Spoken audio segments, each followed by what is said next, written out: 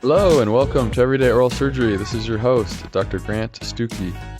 I am an oral and maxillofacial surgeon practicing in Denver, Colorado. The goal of this podcast is to connect, learn, and inspire. In this podcast, you'll be hearing from OMS surgeons all over the globe discussing ways to improve the practice of oral and maxillofacial surgery.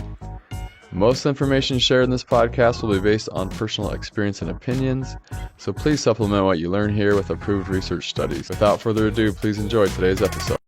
Welcome everyone back to another episode.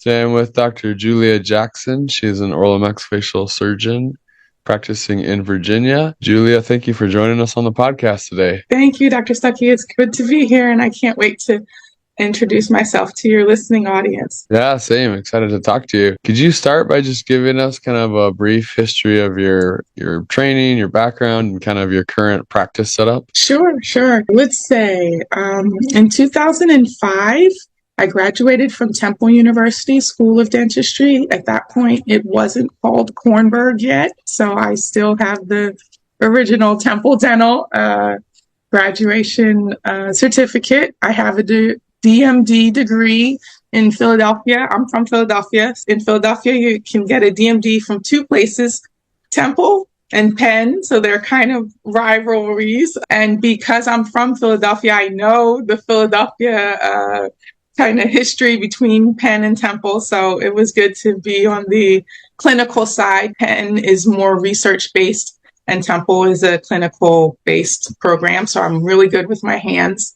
And I remember being in Temple Dental. I was the secretary of the Oral Surgery Honor Society. I was the vice president of my class. And so I really just enjoyed being a part of the curriculum and learning how to become a dentist. But I have to be very honest with you, Dr. Stucki, I wasn't going to ever be a general dentist. It was never an option. It was never in my point of view. I came in there knowing I was going to be an oral and maxillofacial surgeon, and I certainly did walk out, in that appropriate fashion. So I finished Temple Dental in 2005. I was also very specific that I wanted to go to Penn with Dr. Raymond Fonseca for an internship. And to make a long story short, it didn't happen. You can be as focused as you want, but if the spots are limited to two, which generally were Penn graduates, I couldn't get myself in there. But somewhere along the lines, 2005, I received a phone call from a program in New York, Brooklyn Hospital Center. And it was for an internship opportunity. At that point, I wasn't really ready for a 4-year commitment, but I was ready for some type of exposure to oral surgery, being as though that was the plan. So 2005 to 2006, it was myself and one other female intern. And we worked so hard. We did all the SCUT. We did all the miscellaneous organizations of getting the labs and getting the x-rays and getting the charts together, getting the patient history, admitting patients, whatever they dumped on us, we figured it out, even at 4 a.m, it's laceration in the ER. So I did that for the first year. And this is a message to those that have had some trials and tribulations. At the end of the first year of the internship, they offered her the opportunity to be first year.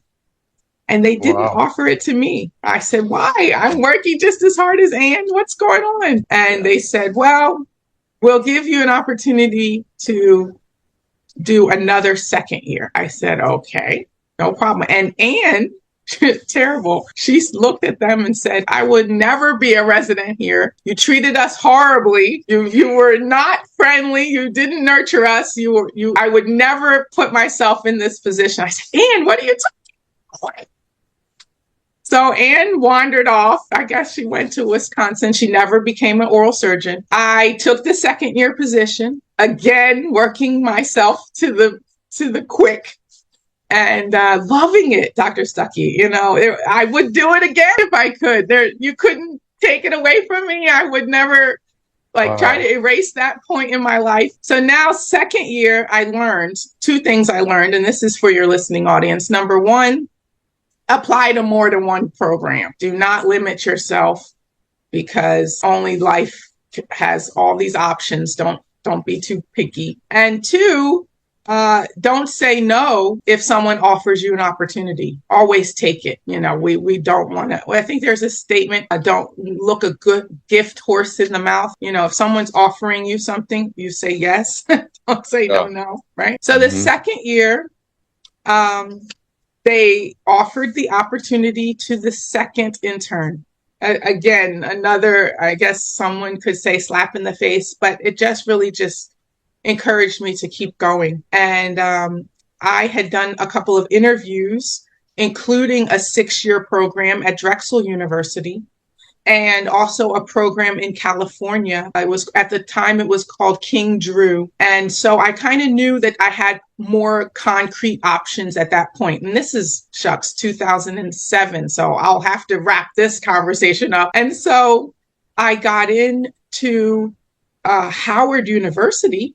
And I was stunned because I didn't even really think Howard was the option. I thought I was going out to California to King Drew. I called King Drew and they said, well, our program is falling apart. So again, folks, even if things are starting to fall apart around you, keep hope alive. They said the program is falling apart and we wanted you to have an opportunity through Match to get a program that was going to accept you. And then if you wanted the opportunity to turn away from them and then come to us, knowing our program was kind of in a transition, we at least wanted you to have that. I said, oh, well, thanks for the opportunity. And then the department chair said to me in a kind of mentor-mentee way, he said, but I want you to know, I think you should go to the program that's accepted you. I said, okay. And not just that, but do not rent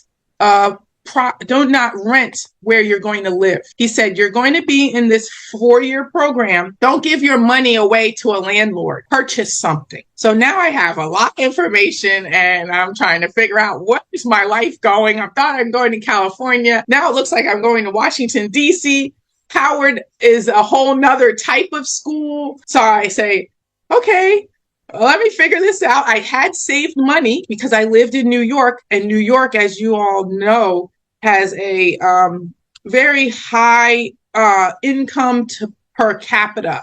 And also they have a high living expense. But what you don't know is that as an intern, they covered my living expense. So all the money that I made as a resident and intern, I was able to collect. So I used that money as my down payment for the first property that I purchased in 2007, which is a condo. So this kind of story weaves into, not only am I today a real estate Mongol, if that's the right word, because I own more than one property, but I also figured out a lot of good steps of best practice starting in the beginning. So yes, I bought my first condo in 2007. I think I was less than 30 years old. To own your own property was pretty good. And then I started my 4-year program at Howard University. The condo's within walking distance of the hospital. So 2:00 in the morning,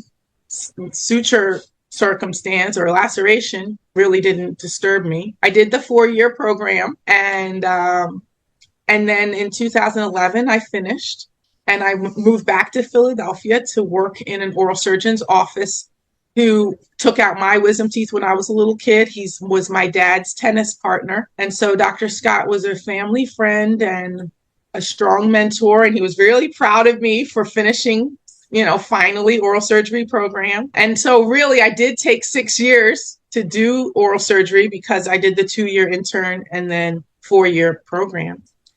And I got right into the hustle and bustle of private practice. Probably some of your listeners are trying to figure out whether or not they're going to start their own practice. Are they going to buy in as an associate? Are they going to join a DSO? Are they going to, how long does it take to become an associate? What does it mean What is sweat equity? Dr. Stuckey, do you ever talk about sweat equity? Oh yeah. Yeah, right? Try to make Yep. sure so that you can work enough so that the practice sees your potential and says, okay, you can become an associate based on your production. And I just knew I was going to stay there for the rest of my life. And then this wonderful, handsome Prince Charming that I had met in 2009 in residency. Now it's 2011. I'm in Dr. Scott's 2012, 2013. He says he wants to marry me. And us lady oral surgeons, that's a big deal, because we never know that there's a light at the end of the tunnel. We never know that we can actually be wives or better, we could actually start a family. So when he says he wants to marry me, I said, what time? And he had a stipulation. It was that he absolutely refused to live in Philadelphia. Now, that was heartbreaking because that's my hometown. And I was already really good in with Dr. Scott and things were together. I said, what do you mean you can't live in Philadelphia? He said, well, his job would not facilitate him being productive in Philadelphia. And I kind of understood that, being in his computer science and IT world. Philadelphia wasn't really a place for him to grow. And so you have to follow your heart, ladies. And I did. I took a leap of faith. We got married in 2013. Dr. Scott paid for all the alcohol at the wedding. So nice. He was wishing me goodbye. And so I started in 2014 in the DMV. So in Philadelphia, DMV stands for Department of Motor Vehicles, because that's what we know it. Yeah. But here in the DMV, which is DC, Virginia, and Maryland, that three states, the tri-state, I know, right? I had to change my mind thinking. So here in the DMV, since 2014, so that's 10 years strong, I've been practicing oral and maxillofacial surgery. So that's my short story for how I've been practicing for more than, at this point, 15 years. And then I started the school, and I guess we'll get more into the school. So that's my story. I'm sticking with it. That's incredible. And you were mentioning to me that it's accurate to say are you the only African-American female oral surgeon? I'll say this. I'm the first. I'm the first African-American practicing female surgeon in Pennsylvania. I was the only one. I mean, I would go to the Pennsylvania oral surgery meetings, and I walk in and I see colleagues, but I didn't actually see any African-American females. There were couple African-American men, Dr. Scott, number one, another good friend, Bryant Jones in Pennsylvania. And then moving here to Virginia, it's also funny that these are both states are Commonwealth. So Commonwealth means that they were like the original 13 colonies. So that's Boston, Pennsylvania, and Virginia. And then again, getting here in Virginia and just kind of seeing the whole room of men surgeons, you kind of shrink and kind of close up like a flower because you don't know who to talk to. You're not sure who's welcoming you. You went through the same training and the rigorous academic requirements to get there. And you just wonder to yourself, how come no one else? Now, don't get me wrong. There are a bunch of oral and maxillofacial surgeons that are women, that are Black women in Maryland and DC. It's just they haven't come across the state line to Virginia. That's all. I'm not saying that there's, I'm not one in a million in the world. I'm just happen to be the only one in the state of Virginia. And so I want to stop saying that. I've been mentoring women. I've been mentoring students. I've been saying it enough. I'm ready for someone to say, okay, well, there's Annandale, Arlington, Alexandria, Richmond. We got plenty of little spots. So yes, I am. And I wrote a book about it. It's called Training Ivy, How to Become the First Practicing Oral and Maxillofacial Surgeon in the state of Virginia and the Commonwealth of Pennsylvania. So someday I hope to inspire some some women to make a change. Oral surgery is wonderful, Dr. Stuckey, as you are quite aware. I mean, just the masterful skill of problem solving and getting to know our patients and figuring out what their concerns are. I know there's more women who can do it.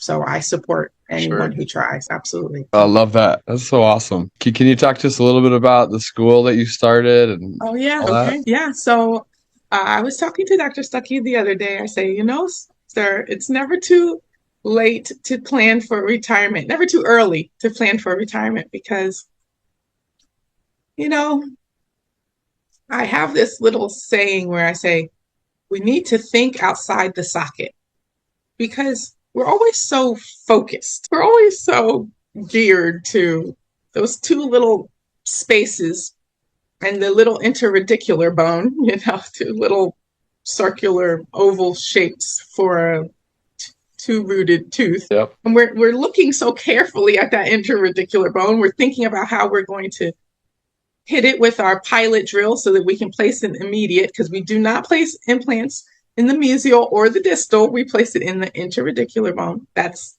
how we do it. And we also know about the measurement of a bone between the inferior alveolar nerve and the apex of the tooth. So we have like this tiny little spot. That's our focus. And once we do hit that spot, I think of a rival named Tom Brady from the Patriots. He used to hit those targets day in and day out. Once we hit that interradicular bone and we get our pilot drill in and we put our paralleling pin in and we pack graft material into our mesial and distal sockets, we pull our paralleling pin out and we come in with our implant, put our membrane on top and close and protect the wound with sutures. Guess what, folks? There's more than just that socket. There's more than all the little bit of crazy anatomy in that socket. I even secretly admire the curvature of the way that the interradicular bone, it's a little bit, sometimes if you look real carefully, it has like a bulbous part. It's circular. And then it goes down into a curve down into the apex of the tooth. I mean, I love it. I love every nuance of the socket anatomy. But you have to think outside the socket. You got to lift your head up, quite frankly, even out of the mouth and out of the operatory, out of your office, and realize that you have great potential and power to do wonderful things that you didn't even know you could do. If you can appreciate the little bit of anatomy of interradicular bone, imagine if you were a CEO of a corporation, blow your mind, or imagine if you wrote a book, or imagine if you started a school. So I started a school called International Implant Institute to teach general dentists how to place more implants. I thought, if I could do it, you guys could do it too. You don't have to refer out an edentulous space number 5. Mm-hmm. There might not be so much anatomy there, but, and you don't even have to make a flap, blow your mind there. It could be flapless surgery that you just drill the hole into the area where you think the implant should go. So the school, it has been very productive and very successful. We've had quite a few graduates from all over the world, Dr. Stuckey. Wow. We've had participants from Kenya, Nigeria. We've had participants from California, Alabama, Georgia, Jersey, the DMV, and it really is a wonderful opportunity to be more connected with general dentists. As an oral surgeon, I don't think we as specialists really reach our hands out to them and welcome them. They feel kind of lonely out there. They feel like they should just refer everything out because they can't do it, but they should and can. And so the school has multiple parts to it. We have chairside concierge service where I'll go to a practice and basically hold their hand and help them place implants. We have online courses, socket grafting tutorials, and the business of dentistry. We have a 5-day hands-on course with model surgery where students will come in for 5 days, we'll place implants, socket grafting, CPR training, a tour to a dental lab to show them exposure of cutting edge technology. We have webinars, which are live communication webinars. So our site, International Implant Institute, has a plethora of educational options for soon-to-be surgeons, residents, implantologists, general dentists, periodontists. We love periodontists, and just people who are really interested in expanding and broadening their perspectives. That's fantastic. Thank you. What are some of the main benefits, to your career, your life doing this school? I think the school is just a wonderful way to stay in touch with curriculum. I mean, it is a continuing education program. So as you are aware, Dr. Stucki, all of us have CE requirements to renew our license. Mm-hmm. So to be a CE provider just makes it more important that I am on the cutting edge of technology and education. So I think the school gives me good communication and connection to education. Again, thinking outside the socket. It's not just that I have to go take a CE, but now I'm actually teaching the CEs. So I really believe that this keeps me grounded and academically stable. I do think that it is an exit strategy, one day maybe full-time as a clinician and academic. Sometimes folks tease me. They say, "Why don't you try teaching? Teaching, So they'll say, "Why don't you go to VCU, which is Virginia Commonwealth Dental School? Yeah. Or why don't you go to Howard, since it's not far in DC? Or why don't you go to Maryland?" I say, "Why teach here at International Implant Institute?" And we have 12 different faculty, multiple specialty faculty. Periodontists, oral surgeons, general dentists, prosthodontists. We have a hygienist on our faculty. So it does keep us all motivated and engaged in academia. I also think that the Institute keeps us open to other disciplines. So, Dr. Stucki, we did a course called The Business of Dentistry, which involved lawyers and accountants and commercial bankers and mortgage loan officers. So we try to find experts outside of dentistry to bring to the school to open exposure to our participants. So not just dental curriculum and implantology. I can talk about prosthetically driven implants all day.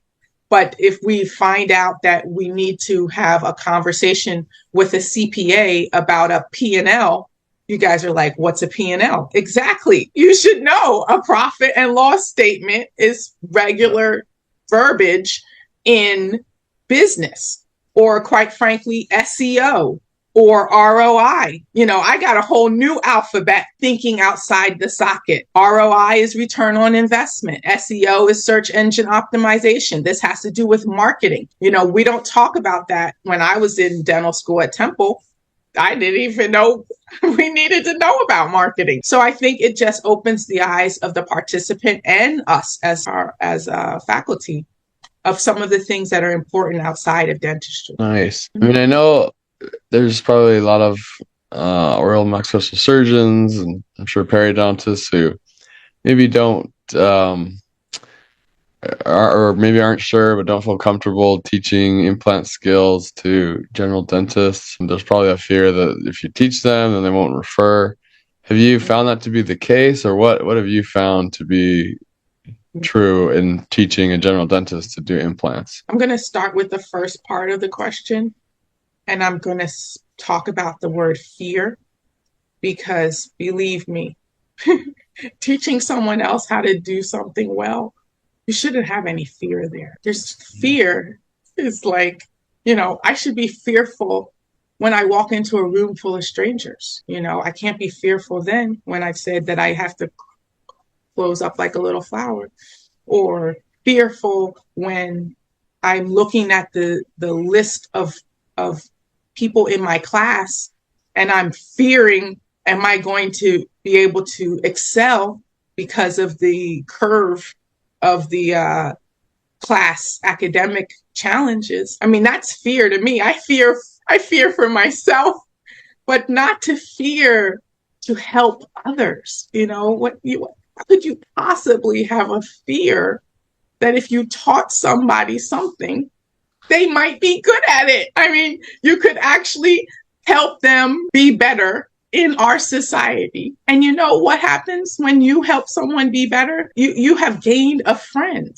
You have gained a colleague who now trusts you. You have gained someone who can then ask you to help them with other things that may be outside of their skill set or their caliber. So teaching a general dentist how to place an implant in an edentulous space, gosh, you have so many other things to fear. That's the least of your things to fear. That's like fearing to open the door for someone to come in. You may learn something from them.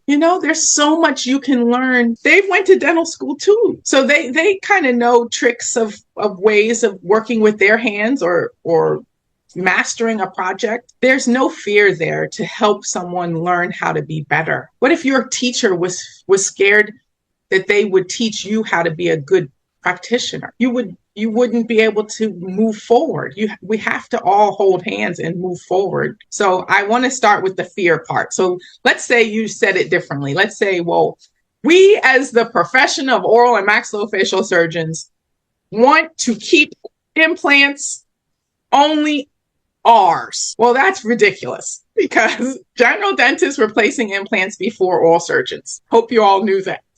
Absolutely. General dentists were placing them before you all were, or we all were. So that's outrageous. What if they feared teaching us? Now we wouldn't know. So, or what if we say we fear or we don't want to teach them because they might get good at it, and now we have to be better at something else that we're good at. There's like 7 different parts to oral surgery. You could be good at pathology, you could be good at trauma, you could be good at TMJ, you could be good at dental alveolar. I mean, it's not like we don't have anything else we could do. And to be very honest with you, if there are general dentists who want to do oral surgery procedures, right on. Good.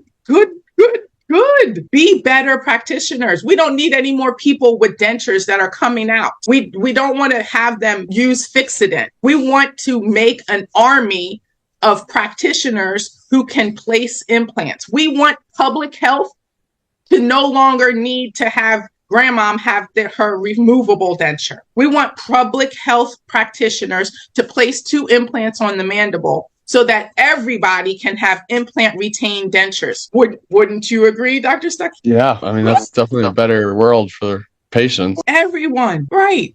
So what is it that we're fearing? We're fearing that either they're going to get good at it. We're fearing that they're going to be able to do it. We're fearing that they'll make more money than we will. What in the heck are we fearing? I have no fear to help others. No fear. I mean, I agree. That resonates with me, of course. I mean, I've pretty much given every surgical secret, everything I've learned. I've given it to this podcast, to these listeners. I know many of them are dental students. Many of them are general dentists. But I feel the same way. I feel like when you're trying to help others and teach them, it just improves the whole experience for patients, it connects us as practitioners.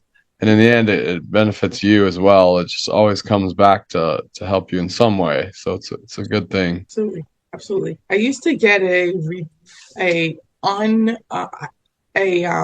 used to get a feeling that I can't really describe very well when I would successfully remove a tooth. Oh my gosh. It's such a feeling. I don't even know how to explain the rush of accomplishment when you get a tooth out. Okay. There hasn't been a tooth that's beaten me yet. I am undefeated champion. There is not one that I could not remove successfully or had to have some, reason to not get it out. But here's where I'm going. That same feeling of unbelievable excitement, it's duplicated when you teach someone else how to do this. When you teach a general dentist how to do an atraumatic extraction, when you teach a general dentist how easy it is to socket graft, and they understand now that we're doing this for predictable results in the future, it is also an equally enjoyable euphoria. So there's no fear. I mean, it's you can't you just get that out of the way. It's I'm going to show you how to do something that you can absolutely do. So that's my short story there. I'll keep that one brief. Yeah, to follow up on that, I mean, I think maybe there could be, I don't know if it's fear or concern, that maybe you teach a general dentist a little bit about placing an implant, and then they take that, and maybe go to a place where that's more complex case and they get in trouble, and now you're probably having to try to get them out of a sticky situation. I mean, we've all had that experience where, a dentist tried to take a tooth out, broke the crown off, couldn't get the root, sent it to us, and we finished the job. But I mean, we all started at some place, right? We all, and I'm sure you're trying to teach them their limits and their boundaries, and saying, hey, here's a good case, and here's maybe a case you should not take on. Does that sound right? Absolutely. So it is all about patient selection. We just had a course February 2nd through 6th. And I had a student, a general dentist from New Hampshire, who asked me about doing a sinus lift on a less than 3 millimeter site. And I politely looked at him and said, not every case is an option. Just let it go. He's not the one. But I also make sure that I say very carefully, and this is a little bit long-winded. Dr. Stucki, you've been to one of these restaurants that has, nice plates and hard silverware and glasses, right? And maybe a candle. And the man comes over and gives you a menu, and you're reading the menu. You can read, it's not like you can't read, but he will tell you, the waiter will tell you all of the options on the menu, all the specials. Every single table in the restaurant hears the specials. Every single patient that walks into your office should be discussed implants. If they came in because they have a fibroma on their cheek, you take a panoramic x-ray, you notice that they have an edentulous space next to the fibroma, that's an implant patient. You have a patient who has a chipped tooth number 4 and a edentulous space number 5, that's an implant patient. So every single person should be given implant discussion, but not every single patient is an implant candidate. So that's the distinguishing factor there. As long as they are aware of the conversation, the patient should be educated. But you as the clinician should then be able to have a educated criteria of who is a good candidate and who's not. So back to my student, we're not doing sinus lifts if we don't have to. This is a general dentist. If he's not equipped with doing a sinus lift, then certainly, as a academic, I kind of think of it like swimming. I want them to be able to swim in the shallow end, but I'm not going to push them off into the deep end and not have some kind of lifeguard or inner tube or some type of way to keep them safe. I want them to be able to progress from the shallow to the deep. It's like a survival skill. Everyone should know how to swim. Everyone should know how to at least place an implant. You have to know your criteria of when it is appropriate to be utilizing that training. Does that make sense, Dr. Stucki? That's a great analogy. Yeah, thank you. That's awesome. What advice do you have for, younger residents, surgeons who are trying to figure out what to do with their careers? Because it sounds like you've had a lot of different experience, and you're a very determined, dedicated person. You've had great success. How do you counsel the young potential surgeon who's trying to know where to go? Yes. The two words, this might be two. 3 words. Do not quit. Don't quit. Don't quit. In the darkest of the dark, in your weakest point, when you're just at your lowest of the low, you don't know if you should eat or study or sleep, don't quit. Just don't quit. Don't ever give up. Don't ever think that you can't. And don't listen to these people who are telling you that you should, why don't you stop now and start making some money? Who cares about money? Don't worry about the money. The money will come. Don't worry about the money. Do not worry about the money. There's another silly movie. If you build it, they will come. Don't quit. Don't quit. If you feel like you don't know anything about business, don't quit. If you feel like you're swamped and now, the lady at the front desk wants an increase and your assistant just told you she's pregnant, she can't be in the room with nitrous anymore, and your wife is mad that the school called because the kid has, a rash. Don't quit. Just don't quit. Don't quit. Don't quit. That's all I can say. I mean, I can say one more. Winners never quit and quitters never win. Don't quit. Whatever you do, just keep going. Call me, ask me about it. Tell me the entire story, soup to nuts. I will listen and we will figure this out. We'll find a plan. We'll figure a strategy. We'll pray about it. If you pray, whatever, just don't quit. Don't quit. I think don't is the conjugate of do not. So it's 2 words. Don't quit. Those are my 2 words, Dr. Stucki. Oh, I love it. Absolutely love it. Because becoming an oral surgeon and all the work it took to get there. I mean, I honestly feel like most oral and maxillofacial surgeons, the reason they became oral maxillofacial surgeons isn't primarily because we're smart. I mean, that's what people think. Oh, you're so smart. I really do think it's just being tenacious and figuring out a way to persist in the face of extreme resistance. Absolutely. Absolutely. In Philadelphia, we call that grit. Yes. Yes, sir. Yes, exactly. Sir. Yes.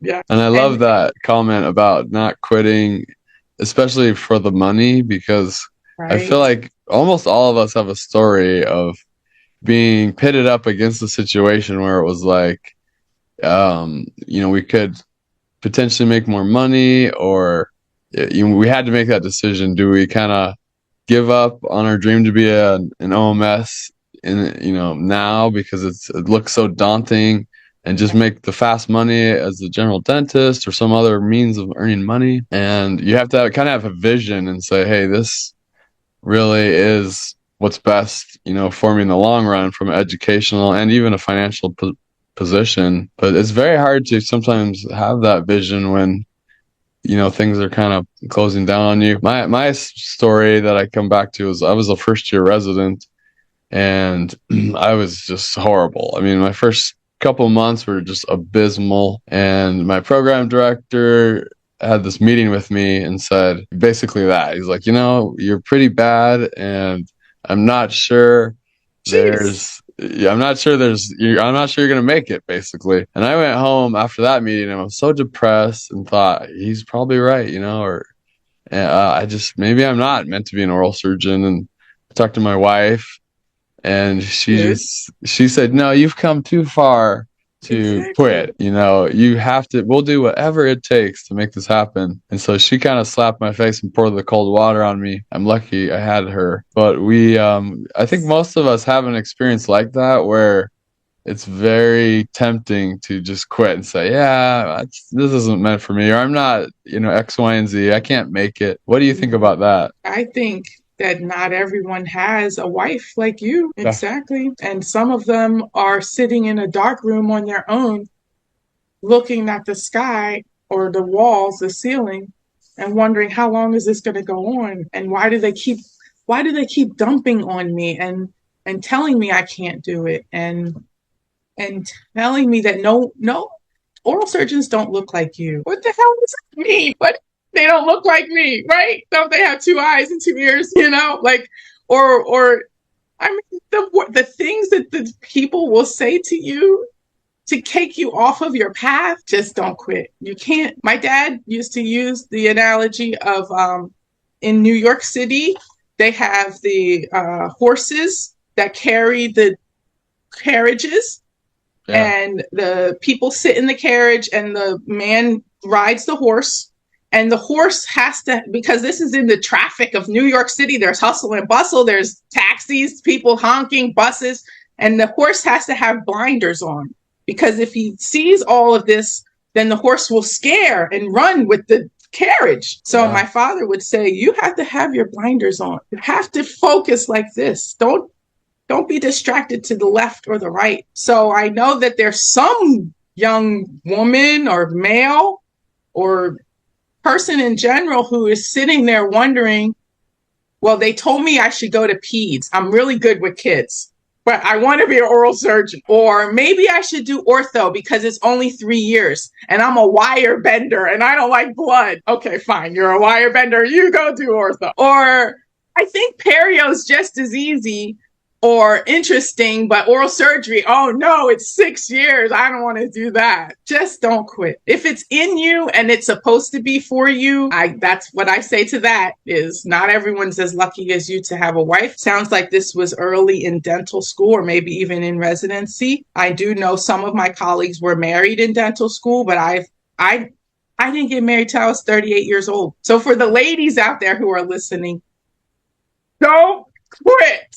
Okay. And I'm a mom. I did get a chance to be a mom. I have an 8-year-old. He's a 3rd grader. Yeah, man. So it works. There is light there. You don't know how many times I laid thinking, well, how is this supposed to work out? And when is this going to happen? And you know, I'll tell you another little secret. When I would date men, I had to tell them that I was a radiologist, because they had no idea what oral maxillofacial surgery was. They're like, what does that even mean? So I would come down to, well, I look at x-rays and, so that's where radiology came in. So ladies, don't quit.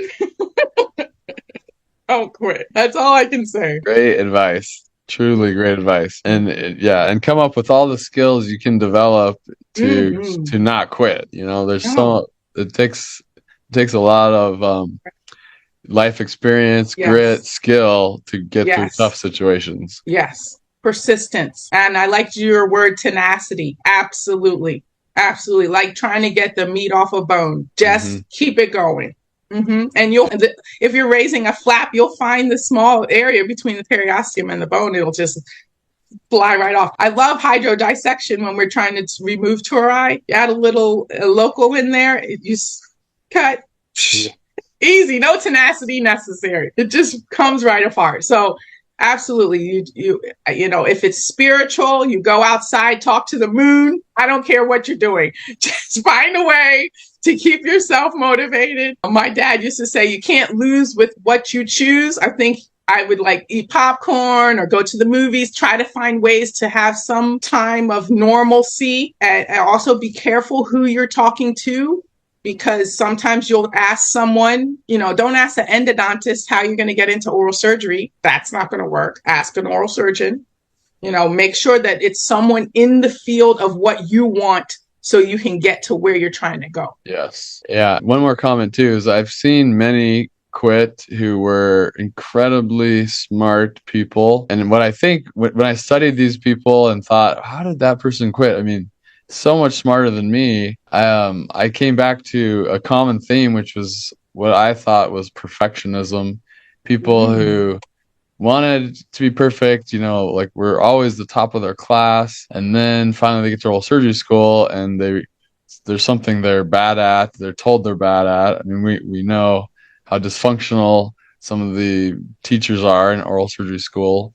Right. And they're told this on a daily basis. You are so bad. You're the worst you've ever seen. And all of a sudden the world comes crashing down. For a perfectionist, that's kind of like the end of the world. And so It's like, oh, well, you lose all confidence in your ability to do it. And then when that happens, you say, oh, I have to quit now because I can't make it. But there's people like you, and I've seen people like this. I've seen people who've done 4 or 5 years of internship, one after another. And you did 2, which is also remarkable. But to be able to persist in that phase and maybe not have the opportunity and maybe be passed over, but to say, I'm going to do this again, and I trust that it will work out is, wow, that is an incredible skill to have. Yes.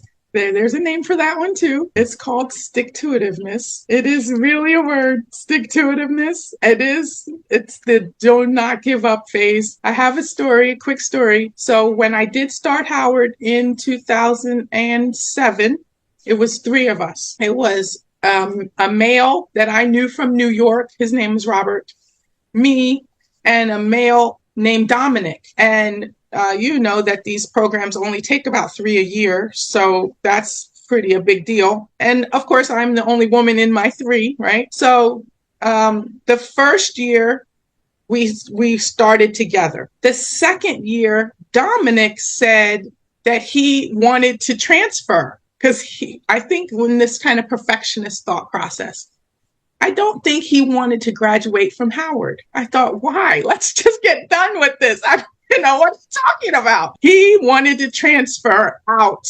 And so he started at Pitt. So now second year, it was just Robert and I. So now we're down to 2. Dominic is at Pitt, and Pitt told him that his first year at Howard wasn't going to count. We're like, what? So he had to start over again. Dominic is also not an oral surgeon, because after all that, that was it. I don't even know if he did the third or the second year at Pitt. So in our third year, I think it was our third year, we got a new guy. So the fourth year, now we're back to 3. And I have the picture of the 3 of us graduating from our program in 2011. So yes, that also has to do with perfectionists. Not everything's going to be exactly the way that you think it's going to be. Even with your flaps, even with your implants, even with some of the challenges in life, if you don't beat yourself up, right, Dr. Stucki? You don't want to make it so that you come down on yourself. If he graduated from Howard, he'd be an oral surgeon today. He wanted to be an oral surgeon, but not from that school. Well, guess what? You're not going to be an oral surgeon at all. Yeah. Right. So if you keep trying and fixing and moving and changing and working and trying, you're going to break it. Just let it go. Let it go. Yes. So that's all I got. I really appreciate you giving that advice. I think this will help a lot of our listeners. A lot of our listeners are residents or dental students, young surgeons. And this is just a philosophy or a principle that applies to us even as oral surgeons. Like you're saying, with each patient, we have difficult issues and office business things that happen, family life. There's many things that you got to kind of have some tenacity for and hang in there. And I love this school that you're doing. I think this is so fantastic. If there's listeners who want to explore this further, where would you send them to learn more about your school? I think the easiest one is find me at extractionjackson.com. People call me Extraction Jackson. I started in dental school. I took out more teeth than anyone in my class, Extraction Jackson. So I claim that one, extractionjackson.com, which will lead you to International Implant Institute, spelling international INTL, and then Implant Institute. And so International INTL Implant Institute.com. You can find me on LinkedIn, Dr. Julia Jackson. You can find me on Instagram at Socket Grafting Girl, Socket_grafting_girl, Socket Grafting Girl. You can find me on Facebook. I have a women's club, not just women, but it's called the First Ladies of Dentistry Study Club. It's for women in dentistry. And we do a lot of workshops. We do a lot of CE. We do a lot of networking and collaborative activities. So First Ladies of Dentistry, and that's first, FIRST, not one ST, but first. And you could probably find me, if you just Google me, I'm around. I hope you find me on Dr. Stucki's podcast. I can't wait. For sure. Well, good. We end every podcast with some rapid fire questions. Yes, I listened to some other ones. I hope you mixed up the bag. I'm ready. First one is, what's the best book you've read in the past year? Yes. I really enjoyed this one called Burn the Boats. I think the author's name is Matthew. Burn the Boats. And why I love it is it's because it's this die-hard philosophy, like almost with warriors or military. If you go out to conquer a land, burn the boats because you're not going back. You're only going forward. It's still that same kind of philosophy as like, this is happening, come hell or high water. It's a really good book. It has a great story. I think the guy ends up being a Shark Tank judge. Like, he does end up being a multimillionaire. He dropped out of high school with a strategic plan that he could get his GED faster than he could get his diploma, and he wanted to be able to take college courses. So that's why he dropped out strategically, so that he could get his GED before he graduated, or, he got his GED before his friends did. It's called Burn the Boats. It's brown cover. Yeah. Yeah, I see it here on Audible. I'll have to listen to that. What's his last name, Matthew? Higgins, it looks like. Yeah, okay, Matthew Higgins. Good book. Yeah. Good book. Awesome. Next one is, what's the most helpful kind of non-oral surgery thing you do in your life that also translates and helps you with your daily oral surgery skills? I don't do it daily, but I do put jigsaw puzzles together. It's kind of like a hobby. It's very mind stimulating. And then once I put them together, I frame them. So I like crafts. I like to do things to work with my hands. I'm really good around the house. My husband loves me. I'm very handy. I fix most of the things around our house. If there's something that needs to be fixed, it's not too many things broken. I'll do a lot of around the house projects, painting the shutters, painting the outside patio furniture. I'm really crafty. I'm a hands-on kind of person. So I always keep your hands moving. Embroidery, just projects. I do projects with my kid, science projects, things like that. Awesome. Yeah. What forceps do you use to extract tooth number 14? 14, I use an upper universal number. 150. Yeah, 150. Thank you. Number 150. Right. Actually, I never, ever, ever, ever, ever, ever use a 151. Never. Oh, interesting. Never. I'll use a 23, or I'll use a 150 on the mandible. That's why I think it's called universal, because it can be used top and bottom. The last time I heard you ask this question, though, it was for a premolar. So I was ready for my Ash answer, but I'm glad you got me there. It's 150 is my answer for number 14. 150. Okay, well, what about number 12? Would you use the Ash or no? Nope. Ash is not used for uppers. I've seen people use it up there. I don't agree. Ash is not for uppers. Ash is for 21, 28, 29, 20. It is not an upper forceps. Because it just doesn't fit, or what? It does not fit. You have to hold the mandible, and you need to hold the Ash. That's it. I don't even know how you're doing this up here. So no, I would use a 150 for 12. Anything up there, quite frankly. 150. I'll use, I don't know the number, but it's like just a complete straight for like 8 and 9 straight forceps. Does that have a number? Yeah, but I don't know it at the moment. I know what you're talking about. Yeah. I will use a well, I'll leave it at that. That's my answer. Yes. How about best movie or TV series you've seen in the past year? I did like White Lotus. That's a naughty, naughty show. I don't know if I should be telling you that. But I liked it because the director went to university, Wesleyan University in Connecticut. Oh, really? So I have to, it's pride to my undergrad school. I thought White Lotus was pretty, I hope this is an adult audience because it's very raunchy, and but it's tantalizing, and it is got good mystery. It's called White Lotus, and Any other series that I don't watch a lot of television, so I can't say that I've been sitting there and binge watching anything really. I'm over here working on my puzzles. I'm not watching too many television shows. That's good, though. That's probably better for your hand skills. Do you have a favorite quote? I'll keep it to the same one I said. Winners never quit. Quitters never win. Love it. And then last question is, you mentioned you have, you said a 8-year-old or a 13-year-old? Yeah, 8-year-old? Yeah. What's a parenting tip you have for our young parents out there listening?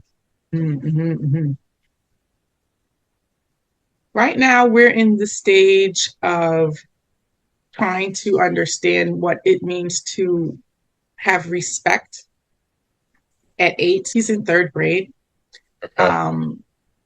And he came to me with a statement that was, well, Mom, respect is earned, not given. I said, okay, who's this kid been listening to, right? But I think what he needed to know is that moms have already earned the respect, quite frankly. So the respect that he's going to give me is what other people have to earn from him. And so he will hold me to a high regard because simply I'm just his mom. But he is correct. It does need to be earned from others for him to then treat them as well as he treats his mother. So that's what we had to just get the understanding there. My 8-year-old is very smart. He's an excellent conversationalist. I really enjoy speaking with him and exchanging ideas. It's kind of weird to have that feeling about someone who's so young. I think it's because he's an only child. I think it's because he has undivided attention towards him. So he speaks well, and we have conversations about life, about politics, about basketball. So I think as a parent, I think just having good communication, always open. Sometimes he wants his own private time. That's fine. He's becoming independent. So keep going. You guys are doing a great job as parents. There's no handbook. You can't go wrong. I think we're just navigating the waters as they come, and always it's good to have the co-parent. My husband is a good co-parent. So if you have an exchange of ideas, it's good that my husband and I talk about things before we bring it to our son, even though my son is Mr. Intellectual. I don't want to have the conversation of, are we going to camp this summer with the 8-year-old before I have it with the husband. So, establish those conversations first, and then report back to the little one. So that would be my 2 cents. I'm not the best parent. I'm still trying to figure out how it works. I feel like parenting and being a mom comes naturally. It's being the wife is the part that takes more effort. Yes, I can understand that for sure. Well, Julia, this has been so fun talking with you. I've loved our conversation. You're awesome. Thank you for taking the time. Thank you, sir. Yeah, we'll put your contact information in the show notes in case listeners want to reach out. But it's been awesome. Love to do another episode with you sometime. Thank you, Dr. Stucki. I hope so too. Thank you. Have a good rest of your day. All right, you too. See ya. Thank you so much for listening to this episode of Everyday Oral Surgery. For more information on these podcasts, please visit everydayoralsurgery.com. I love feedback and would be very grateful if you would reach out to me via my email, grantstucki@gmail.com, and let me know what you thought of this episode. Or you can text me at 720-441-6059. Additionally, if you have any topics you'd like to hear about, or if you would like to be a guest on the podcast, please email or text me. I found many of my interviewees through people who have been contacting me and have been listening, and I've gotten so many great ideas for more podcasts, and that's what helps keep the podcast rolling. So I really appreciate you making that extra effort and helping me out with feedback and knowing what to do next on the podcast. Thank you so much.